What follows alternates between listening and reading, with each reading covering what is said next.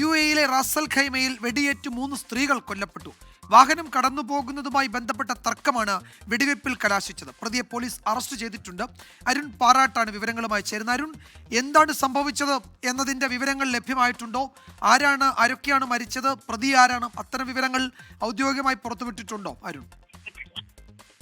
Vijayakumar, UAE-യിലെ Ras al ഖൈമയിലാണ് ഈ ഒരു ദാരുണമായ അപകടം സംഭവിച്ചിരിക്കുന്നത്. വീതി കുറഞ്ഞ വഴിയിലൂടെ ഇവരുടെ വാഹനങ്ങൾ കടന്നു പോകുകയായിരുന്നു. ഈ ഒരു വാഹനങ്ങൾ കടന്നു പോകുന്നതുമായി ബന്ധപ്പെട്ടുള്ള തർക്കമുണ്ടായി. പിന്നീട് ഈ തർക്കം മുറുകുകയും ഈ വാഹനത്തിൽ ഉണ്ടായിരുന്ന യുവാവ് തോക്കെടുത്ത് വെടിവെക്കുകയുമായിരുന്നു. 3 സ്ത്രീകൾക്കാണ് വെടിയേറ്റത് എന്നാണ് നമുക്ക് അറിയാൻ സാധിക്കുന്നത്. ഇവരെ ഉടൻ തന്നെ ആശുപത്രിയിൽ എത്തിച്ചുവെങ്കിലും പിന്നീട് ഇവർ മരണത്തിന് കീഴടങ്ങുകയായിരുന്നു.